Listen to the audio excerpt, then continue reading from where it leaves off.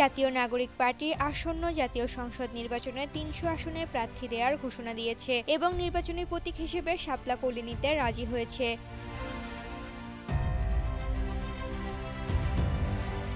আজ রোববার রাজধানীর আগারগাঁওয়ে নির্বাচন ভবনে প্রধান নির্বাচন কমিশনার এএম নাসির উদ্দিনের সঙ্গে বৈঠক শেষে এ ঘোষণা দেন এনসিপির মুখ্য সমন্বয়ক নাসির উদ্দিন পাটোয়ারি। তিনি জানান, বৃহত্তর স্বার্থ চিন্তা করে তারা শাপলা কলি প্রতীক নিচ্ছেন। যদিও প্রতীক নিয়ে নির্বাচন কমিশনের ব্যাখ্যায় তাদের অসন্তোষ রয়েছে। এই প্রতীক নিয়েও দেশজুড়ে ইতিবাচক সাড়া পাওয়ার দাবি করেন পাটোয়ারি।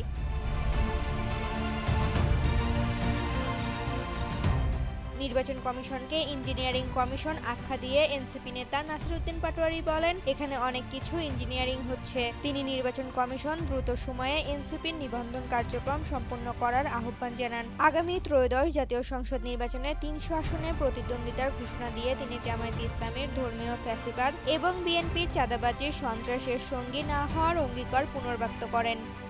ঋতুপর্ণা, জনকণ্ঠ।